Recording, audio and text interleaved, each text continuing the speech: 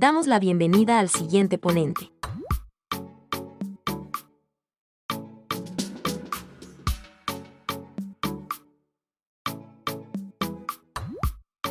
Doctora Sandra Rosalía Paredes Fernández.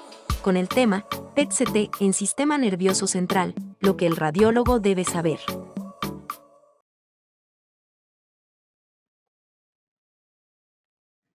Muy buenas tardes. Soy la doctora Sandra Rosalía Paredes Fernández, médico radiólogo, con alta especialidad en imagen molecular PET-CT.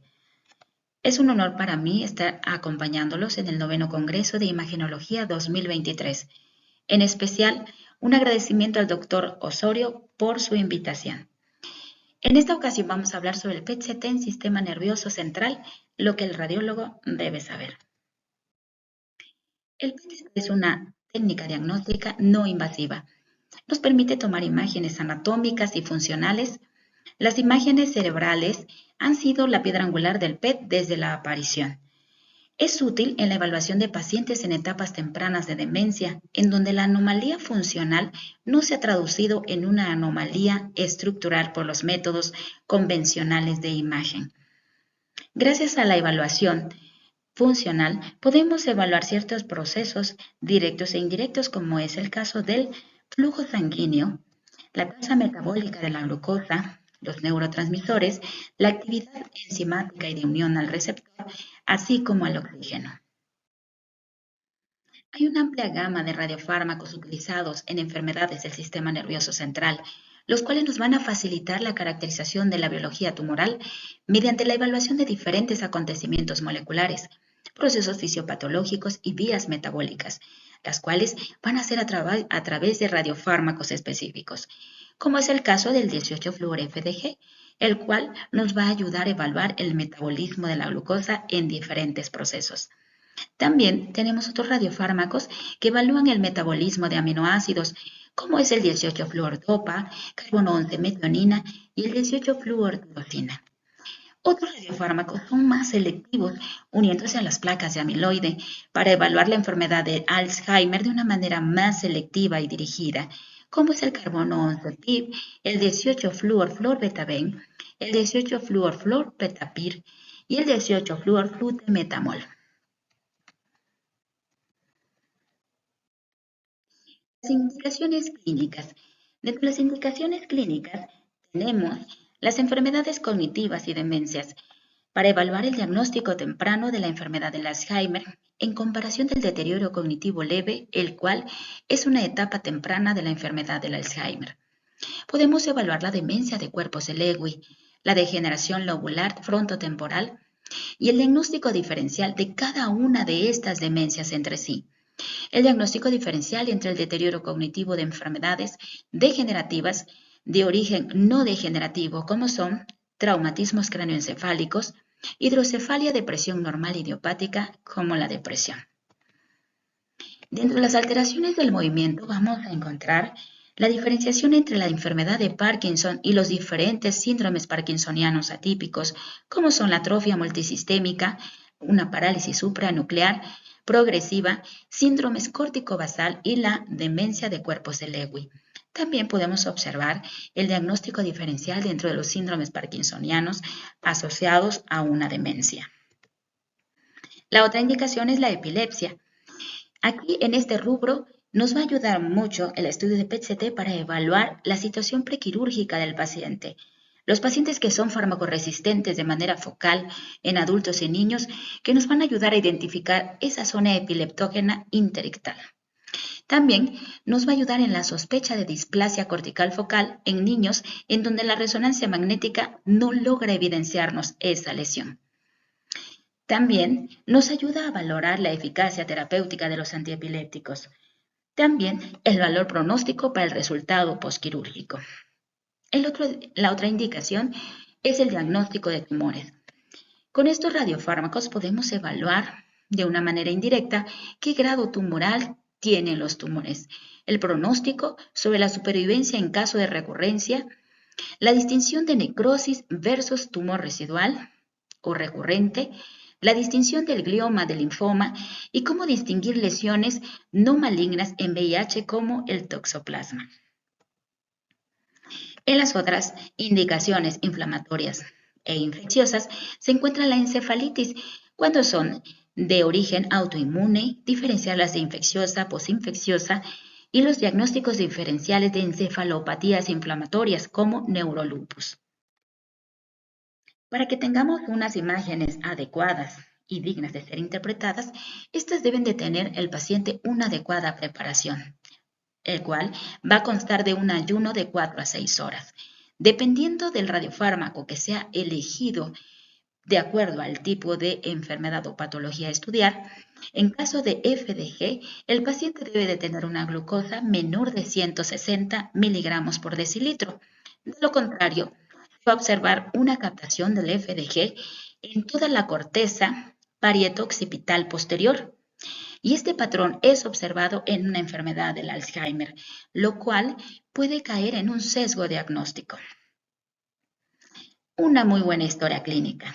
Tenemos que investigar en el paciente cuáles son sus antecedentes y el estado actual de las enfermedades neurológicas, como trastornos neurológicos y psiquiátricos, resultados de pruebas clínicas que traiga el paciente, qué antecedentes de cirugía, radiación y trauma del cerebro.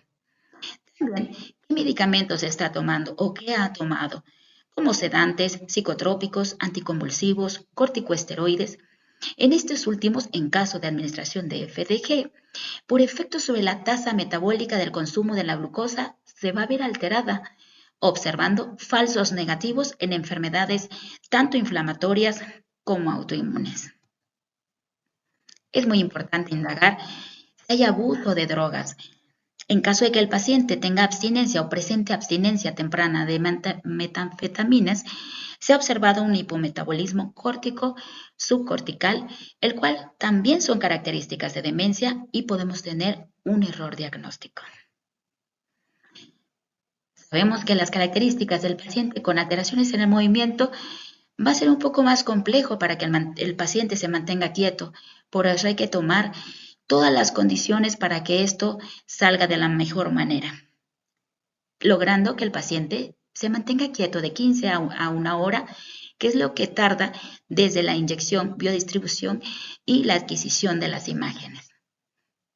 Los pacientes durante la biodistribución del radiofármaco deben de estar despiertos, ya que se ha observado que si el paciente se mantiene con los ojos cerrados, se va a observar una disminución del metabolismo en la corteza occipital, como sucede en un deterioro cognitivo leve, cayendo ahí en un error diagnóstico y lograr que el paciente no hable, no lea, no escuche música o que esté atento a ciertos sonidos que lo mantengan activo en algunas áreas del cerebro que nos pueda dar un error en la interpretación de las imágenes. Las imágenes se deben de adquirir después de 30 minutos de la administración del radiofármaco. Se ha observado que mientras se administre menos de 30 minutos, se logra una menor diferenciación de la cortical y sustancia blanca, lo cual no son imágenes ópticas para valorar los estados de demencia. En investigación para localización de áreas corticales elocuentes, antes de una cirugía, pueden realizar paradigmas de estimulación como el lenguaje y tareas motoras. Estos paradigmas comienzan al momento de la inyección y deben mantenerse durante un periodo de tiempo al menos 20 minutos. La siguiente enfermedad que vamos a evaluar es el Alzheimer. El Alzheimer es una enfermedad neurodegenerativa. Se caracteriza por los siguientes síntomas: un deterioro cognitivo, una desorientación temporoespacial, dificultad para expresarse, dificultad para realizar actividades en la vida cotidiana. Este se va a dividir en 3 etapas: el preclínico, un deterioro cognitivo leve y una demencia. En el preclínico, el paciente presenta algunos síntomas característicos de la enfermedad. A veces no son tan evidentes.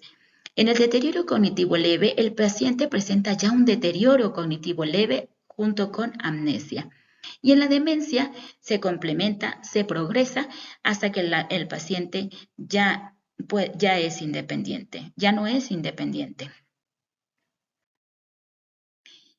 La enfermedad del Alzheimer representa la mayoría de los casos de demencia, identifica de forma temprana la enfermedad, permitiendo iniciar un adecuado tratamiento, evalúa la efectividad de todas las modalidades del tratamiento y dentro de los radiotrazadores para evaluar la enfermedad del Alzheimer se encuentra el 18-fluor-FDG, algunos radiofármacos ligandos específicos a las placas de amiloide, como es el carbono 11-PIB, el 18-fluor-fluorbetabén, el 18-fluor-fluorbetapir y el 18-fluor-flotemetamol, así como también otros ligandos específicos directos a proteínas y microglías. Con respecto al carbono 11-PIB, que es el compuesto B de Pittsburgh tiene una afinidad a las placas de amiloide y se correlaciona con la carga de amiloide. Aquí podemos observar la célula neuronal. A nivel de la barrera vamos a encontrar proteínas precursoras de amiloide. Ahí mismo se encuentran ciertas enzimas que van a cortar las placas de amiloide y estas se van a acumular de manera constante hasta que puedan rodear cada una de las células neuronales. Aquí, donde observamos estas placas, es donde se va a unir el carbono 11-PIB. Esto se va a correlacionar que a mientras más intensidad de captación del carbono 11-PIB va a estar directamente proporcional con la cantidad de placas de amiloide y por lo tanto la progresión de la enfermedad. Dependiendo de la progresión de la enfermedad y la acumulación de las placas en la sustancia gris, va a ocasionar una muerte neuronal, llevando a una disminución del volumen cortical de una manera importante, razón por la cual va a ocasionar las alteraciones clínicas de acuerdo a las áreas afectadas. Hay una relación de valor estandarizado de captación. Esta relación de valor estandarizado de captación surgió por la necesidad de poder evaluar la magnitud de la progresión de la enfermedad del Alzheimer. Se pueden evaluar las imágenes de manera cualitativa o cuantitativa. La manera cualitativa, en este caso con carbono 11-PIB, podemos distinguir o podemos evaluar que ya no hay una diferenciación entre la sustancia gris y blanca. Esa es una evaluación de manera cualitativa, pero la manera cuantitativa, tratando de que sea un poco más objetivo, es la división entre la actividad de la región diana, que las regiones dianas son corticales, ¿sí? La región cortical, frontal, parietales y temporales, y esta actividad se va a dividir con la actividad de una región de referencia, en este caso es el cerebelo. Las regiones cerebelosas, el cerebelo completo, sustancia gris cerebelosa, se recomienda como regiones de referencia para la realización de la tomografía por emisión de positrones, y en este caso con carbono 11. Que evaluamos la diferencia de actividades de las lesiones corticales con las actividades de las regiones de referencia, los vamos a establecer en una escala de centiloide. Esta escala de centiloide nos identifica qué pacientes van a salir negativos a las placas de amiloide y cuáles van a ser positivos a las placas de amiloide. Aquí se utilizan los pacientes de cognición normal y se les realiza el estudio de carbono 11-PIB, en donde cuando nosotros vemos, de acuerdo a la ecuación que hicimos de la división de las áreas afectadas corticales y la de referencia, si nos salían menos de 30, eran considerados pacientes negativos para beta-amiloide, lo cual podíamos confirmar aquí en las imágenes, los cuales podíamos diferenciar adecuadamente la sustancia gris de la sustancia blanca. Mientras los pacientes se iban acercando o aumentando la escala de centiloide hacia el 100, nosotros podemos observar que se pierde esa diferenciación de una manera progresiva, y esto va de la mano con la cantidad de placas de amiloide y por lo tanto el cuadro clínico que va a presentar el paciente. Llegaron a la conclusión que pacientes menos de 30 de la escala de centiloide eran pacientes que todavía no iban a manifestar síntomas clínicos, pero que de 30 a 40 ya iban a iniciar algunos síntomas y que era necesario poder evaluarlos de manera más dirigida. A partir de los 40, de la escala 40 en adelante, ya era indicativo de exploración positivo para beta amiloide y era necesario de un tratamiento más específico. En México, el carbono 11-PIB solamente se utiliza como investigación. Actualmente el que utilizamos es el 18-fluor-FDG, así que es importante valorar esta imagen. En esta imagen podemos observar en la fila de arriba el metabolismo, la biodistribución fisiológica de la glucosa. Del lado izquierdo encontramos al paciente normal, en el cual podemos observar la biodistribución fisiológica en los lóbulos frontales, parietales, temporales y occipitales y cerebeloso. En la siguiente imagen, que es en una enfermedad del Alzheimer, podemos observar una disminución del metabolismo. Es muy importante que tenemos unas líneas que nos identifican el grado de captación del radiotrazador. Mientras más oscuro sea el color, es menos captación de la glucosa, y mientras sea más a un color rojo, va a ser mayor intensidad en el consumo de glucosa. En este caso, en la enfermedad del Alzheimer, tenemos un color verde, los cuales se traducen con menos consumo de glucosa, y las áreas específicas son temporal y parietal. En el siguiente paciente, que es una demencia de los tumores de Lewy, podemos observar esta también disminución en el consumo, la falta de avidez del FDG a nivel parietal y occipital. A diferencia de la enfermedad del Alzheimer, sí podemos encontrar metabolismo a nivel temporal. Nos vamos hasta la demencia frontotemporal. Este es muy evidente, en el cual podemos observar todo lo que es la parte frontal y temporal con una baja avidez al FDG, un hipometabolismo de manera muy evidente. En la fila inferior es solamente una inversión de colores en los cuales podemos observar de manera más evidente la extensión del hipometabolismo o el grado de demencia que tenga el paciente. Por ejemplo, en la enfermedad del Alzheimer, aquí podemos observar con mayor color exactamente la zona en la cual se encuentra el hipometabolismo, que es parietal temporal. Y la más evidente es la demencia frontotemporal, en donde podemos observar todo lo que es frontal y temporal, el aumento de la captación.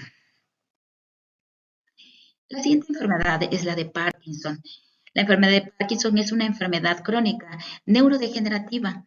Los síntomas son temblores, movimientos lentos como la bradicinesia, la rigidez muscular, deterioro de la postura y el equilibrio, pérdida de los movimientos automáticos, cambios en el habla y en la escritura. El radiofármaco utilizado para la enfermedad del Alzheimer es el 18-fluordopa. Este radiofármaco va a evaluar el sistema dopaminérgico, evaluando de una manera muy precisa la síntesis y el transporte de la dopamina o el aumento de la producción de la dopamina a nivel sináptico. En estas imágenes podemos ver un corte axial del PET-CT con 18-fluordopa, en el cual podemos evaluar desde un paciente normal hasta varios pacientes con cierto deterioro en el consumo o en el metabolismo dopaminérgico.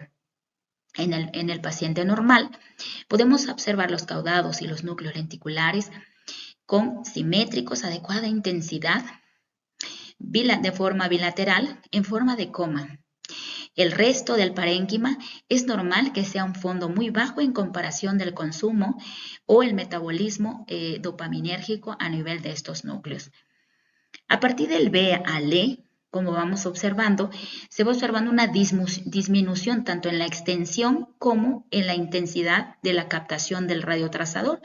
En el caso del paciente, el número B, vemos que el núcleo lenticular del lado derecho se ve disminuido a la mitad en comparación del contralateral, pero se mantienen con adecuada intensidad y extensión el núcleo caudado y lenticular del lado izquierdo. En el lado C, va disminuyendo esa extensión, pero no nada más la extensión, sino ahora la intensidad también del lado derecho y acompañando aquí con una disminución de la intensidad del núcleo lenticular del lado izquierdo, conservando aún la intensidad y extensión del caudado ipsilateral. En el D, en este paciente ya ambos núcleos lenticulares y caudados están disminuidos tanto en extensión como intensidad. En el E ya solamente quedan algunos restos de síntesis dopaminérgica a nivel de los caudados. Mientras menos captación del radiotrazador encontremos en las evaluaciones de los pacientes, es la progresión de la enfermedad de Parkinson que vamos a encontrar en el paciente. Este es otro paciente en el cual se compara el FDG con la fluorodopa. Aquí es para evaluar el rendimiento diagnóstico con la fluorodopa en comparación del FDG, en donde con dopa podemos observar la falta de captación de los núcleos lenticulares de forma bilateral, tanto en extensión como en intensidad, lo cual hace positivo para una enfermedad de Parkinson, a diferencia del FDG, en el cual se mantiene conservada la morfología tanto de caudados como lenticulares con una intensidad en el consumo de glucosa de manera adecuada y simétrica, no logrando identificar la enfermedad de Parkinson, lo que sí se logró con el fluordopa. La otra indicación es la epilepsia. La epilepsia es causada por una descarga eléctrica normal de las neuronas en la corteza cerebral. En el PET, con el FDG, se va a observar un hipometabolismo cerebral cuando sea interictal. Dependiendo de la fase en que se encuentre, va a ser la captación del radiotrazador. Cuando se encuentra el paciente en una fase ictal, vamos a observar de manera puntual un incremento en el consumo de la glucosa, pero no es conveniente ni estimular que se logre una crisis epiléptica durante el estudio, o es muy raro que el paciente se encuentre con una crisis epiléptica. Por lo tanto, lo más general y lo más adecuado es hacerlo en una fase interictal. En la fase interictal, en el hipometabolismo que nosotros vamos a encontrar, como en esta parte, en esta área frontal del lado izquierdo, toda esa zona de hipometabolismo va a corresponder a la zona irritativa, es decir, la zona epileptógena y las redes neuronales subsiguientes implicados en una generación de paroxismos interictales. Es muy importante toda la información que nos va a aportar el FDG en una evaluación prequirúrgica. En el paciente tenemos que llevar a cabo un estrecho seguimiento. Tenemos que realizar un registro electroencefalográfico de manera continua. Debe comenzar antes de la inyección tan pronto como llegue el paciente al departamento para que podamos garantizar que el FDG no se administre en una etapa ictal o posictal. Se tiene que monitorizar al paciente 20 minutos después de la administración del radiofármaco y lo ideal que sea durante el estudio. Tenemos que evaluar muy bien los estudios previos anatómicos o funcionales que tenga el paciente para realizar esa comparación y el historial de convulsiones antes de las imágenes. En estas imágenes es un estudio de PET-CT con el radiotrazador que es el 18-fluor-FDG, en donde podemos observar en los tres ejes coronal, sagital y axial, la biodistribución fisiológica de la glucosa, pero llama la atención aquí a nivel temporal en el cual se observa una asimetría correspondiendo a un hipometabolismo en esta zona. Esta zona correspondió a una zona epileptógena del paciente. Otras indicaciones son los tumores. Dentro de los tumores, dependiendo de qué tipo de tumor, el grado de diferenciación y el área que se encuentre comprometida van a ser los síntomas que presente, pero en general un paciente va a presentar dolor de cabeza, náuseas, vómito, visión borrosa, problemas con el equilibrio, cambios de personalidad, convulsiones, somnolencia o coma. En la evaluación de los tumores tenemos varios radiofármacos para evaluarlos. En la actualidad y desde un inicio se empezó a evaluar con el 18-fluor-FDG. Cada uno de ellos van a tener su sensibilidad y su especificidad de manera muy concreta en cada uno de ellos. El FDG va a aumentar su captación de acuerdo al grado tumoral y pronóstico del tumor o del tumor que se presente. Por ejemplo, si en tumores donde se observe mayor captación del FDG, va a ser mayor grado de malignidad con un peor pronóstico. El valor pronóstico sobre la sobrevivencia en caso de recurrencia también los puede aportar con el FDG. Es muy importante que las condiciones para evaluar a un paciente con FDG sean las más óptimas, como por ejemplo posterior a una terapia. En caso de radioterapia, lo ideal es que se evalúe de 6 a 8 semanas después de la radioterapia para obtener una sensibilidad y especificidad aproximada de un 84%, lo ideal para tener una confianza diagnóstica.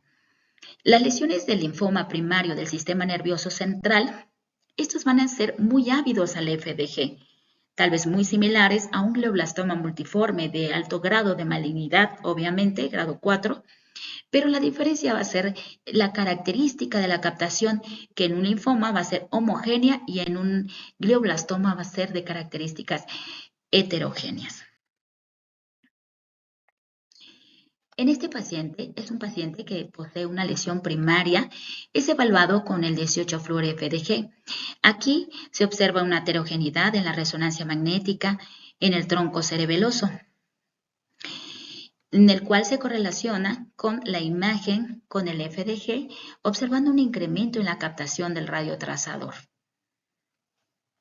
Cuando la captación del radiotrazador es menor a la captación o al metabolismo fisiológico de la cortical, en este caso del cerebelo circundante, y este es inferior, se correlaciona con el grado de malignidad. En este caso es bajo grado de malignidad, por esas características. Pero hay otras características también. ¿Qué pasa cuando un glioma es de alto grado? Este es un paciente que tiene una resonancia magnética con contraste gadolíneo y unas imágenes con FDG de igual forma. A nivel del tronco se observa también en el mesencéfalo del lado derecho, se observa una lesión tumoral con alto contraste o refuerzo posterior al contraste de gadolíneo, el cual al correlacionarse con el FDG coincide con un alto consumo de glucosa a nivel de esa lesión, lo cual comparándolo con el metabolismo del resto de la cortical, este se eleva mayor al metabolismo fisiológico, correlacionándolo con un glioma de grado alto, en comparación del anterior que vimos. También podemos evaluar las recidivas por medio de la FDG. En este paciente se evaluó una recidiva de astrocitoma parietal del lado izquierdo. Aquí podemos ver en la tomografía esta zona hipodensa, ¿sí?, que disminuye los surcos a nivel parietal del lado izquierdo, y esta zona heterogénea, el cual corresponde a un edema vasogénico, pero aquí no sabemos cuánto es la extensión de la lesión tumoral. Cuando hacemos un PET-CT y hacemos esa correlación anatomo-funcional, podemos observar que el edema se caracteriza por una disminución en el metabolismo, es decir, un hipometabolismo difuso, el cual va a rodear de manera muy puntual y focal la captación del tumor, de la recidiva tumoral que estamos buscando del astrocitoma, con una alta capacidad para poder evaluarlo por este contraste de lesión fondo. Aquí lo podemos ver de manera sagital y coronal. Otro radiofármaco que evalúa el metabolismo de los aminoácidos es el carbono 11 metionina. Es utilizado de manera actual y nos va a superar la mayoría de los radiofármacos por la sensibilidad y especificidad para poder evaluar tumores de bajo grado que otros radiofármacos no lo van a tener. El carbono 11 metionina también, igual que el FDG, se va a correlacionar con la mayor captación en tumores cerebrales con respecto a la comparación del resto del parénquima normal. Esto se va a deber a que algunos tumores van a presentar síntesis acelerada de proteínas y esta activación del transporte de las membranas, como son las proteínas LAT1 y LAT2, los cuales van a estar relacionados de manera paralela al grado de malignidad del tumor. La captación y biodistribución de la metionina que vamos a observar en los gliomas se van a correlacionar con la actividad biológica, es decir, con la agresividad del tumor. Vamos a poder diferenciar tumores de bajo y alto grado con cierta sensibilidad y especificidad. Por ejemplo, en los glioblastomas multiformes, oligodendrogliomas anaplásicos, vamos a tener hasta un 88% para poder lograr diferenciar estos tumores. Y los vamos a diferenciar de un oligodendrogliomas, astrocitomas anaplásicos y un astrocitoma difuso hasta de un 100%. Los focos de máxima acumulación del radiotrazador van a ser los principales objetivos para una cirugía, una biopsia estereotáxica y una radioterapia posterior. Los diagnósticos diferenciales preoperatorios en las neoplasias gliales van a ser muy importantes para poder discernir el grado de malignidad y el tipo histológico del tumor. Y también es muy importante porque después de un tratamiento de radioquimioterapia van a cambiar las características biológicas del tumor, así como las características metabólicas.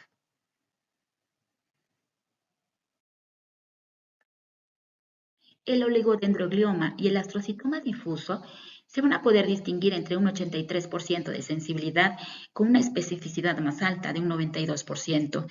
Aquí hay algo muy interesante, que el oligodendroglioma va a tener una alta captación del carbono 11 metionina. Esto es porque este tipo de tumores tiene una mayor celularidad, una alta densidad microvascular del tumor y un gran número de proteínas de membranas del sistema LAT, es decir, de los transportes de metionina, lo que va a hacer que el consumo de la metionina sea más elevada que otros tipos de tumores, a pesar de que no tenga un alto grado de malignidad como otros. El oligodendroglioma tiene una alta actividad metabólica independiente del grado de diferenciación. Este es una paciente, el cerebro de una paciente, el cual se valoró el rendimiento de la metionina en una recidiva versus radionecrosis, donde se obtuvo una sensibilidad de un 80% y una especificidad más alta del 94%. La especificidad fue disminuida, no fue al 100%, o la sensibilidad fue menor, ya que también en la presencia de macrófagos como infecciones e inflamación puede estar captando la metionina. En esta paciente con una lesión tumoral a nivel parietal del lado derecho, podemos observar las zonas de necrosis central con un borde de mayor intensidad, los cuales al fusionarlos con el PET va a coincidir con el alto consumo del metabolismo de los aminoácidos. En esta paciente, en la otra, en un corte más dorsal, frontal izquierdo, de igual forma podemos observar el incremento de la captación o del metabolismo de los aminoácidos, el cual coincide con la lesión tumoral visto en la resonancia magnética. El carbono 11 metionina también, otra de las indicaciones es valorar una función prequirúrgica, es decir, valorar la extensión tumoral, que este va a ser mayor que si lo estuviéramos evaluando con una resonancia magnética o con otros radiotrazadores, logrando una adecuada limitación en la extracción del tumor, preservando las funciones del paciente. El otro radiofármaco es 18-fluoroclorotimidina. Este radiofármaco evalúa la proliferación celular en una variedad de neoplasias. Tiene una alta capacidad de detectar tumores cerebrales, pero la captación en el cerebro normal con este radiofármaco va a ser baja, lo cual nos va a ayudar para que tengamos un adecuado control, una adecuada diferenciación entre lesión tumor. Va a presentar una sensibilidad del 78% frente a un 91% de la metionina, siendo superada por la metionina. Esto se va a basar principalmente en la detección de lesiones de bajo grado, el cual la metionina sí lo logra detectar. Con la metionina dice para astrocitomas de bajo grado. Las relaciones de absorción de la fluorotimidina son más altos en glioblastomas que en astrocitomas. Este comportamiento es muy similar al FDG y a la metionina, los cuales también están correlacionados con la alta captación del radiofármaco con el alto grado de malignidad del tipo de tumor que se esté evaluando. La absorción absoluta del radiotrazador comparado con el carbono 11 metionina, también logró una diferencia, por ejemplo, con un sub de 1.3 con la fluorotimidina frente a un sub de 3 con la metionina. La captación de la fluorotimidina en el tejido tumoral parece que va a estar, está elevado, ¿sí? Y su correlación va a ser moderada de acuerdo a la absorción y la tasa de fosforilación que presenten los tumores.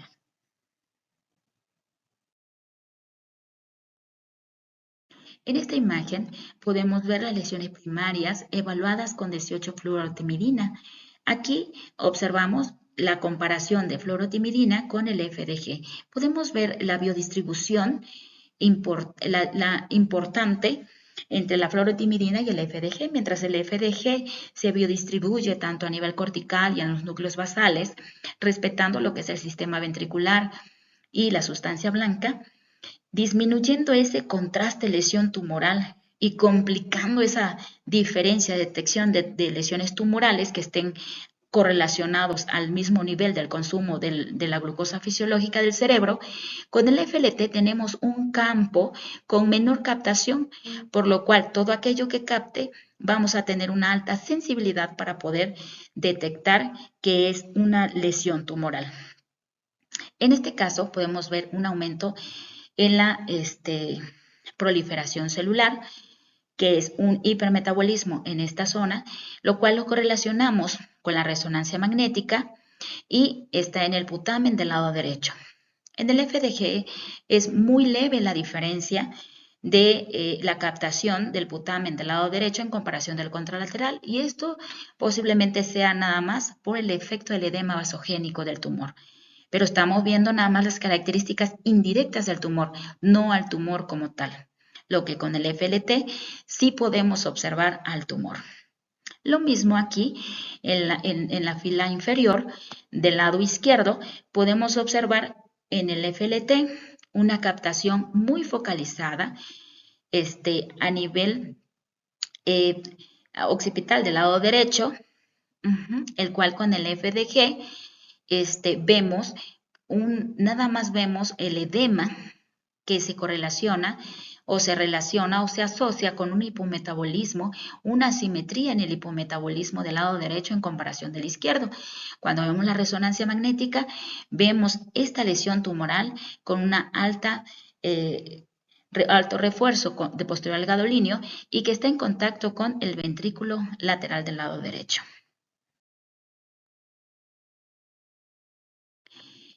Este es un estudio muy bonito en el cual se pueden comparar dos pacientes, uno con un glioblastoma multiforme y el otro con un astrocitoma de bajo grado. Aquí están evaluados por resonancia magnética, metionina y la fluorotimidina. Lo que nos ofrece este estudio es de que la capacidad que tiene la metionina para poder identificarnos de una manera más correcta y eficiente la extensión tumoral en comparación de la FLT, la cual disminuyó en captación, disminuyó en extensión, lo cual si este paciente va a cirugía, probablemente la resección del tumor pues va a quedar muy limitada, superando la metionina en la extensión tumoral a la misma resonancia magnética como al FLT. En esta paciente de un astrocitoma de bajo grado, la metionina logró tener mayor detección, logró tener mayor extensión en comparación del FLT y la resonancia magnética. superando también la detección tanto de bajo grado como de alto grado, tanto en intensidad como en extensión de la lesión tumoral en comparación de la resonancia magnética y la fluorotimidina. En estas imágenes podemos ver una lesión lesión primaria evaluada por la tirosina. También la tirosina evalúa el metabolismo de los aminoácidos. Este paciente o estos pacientes son evaluados posterior a un tratamiento como respuesta a tratamiento.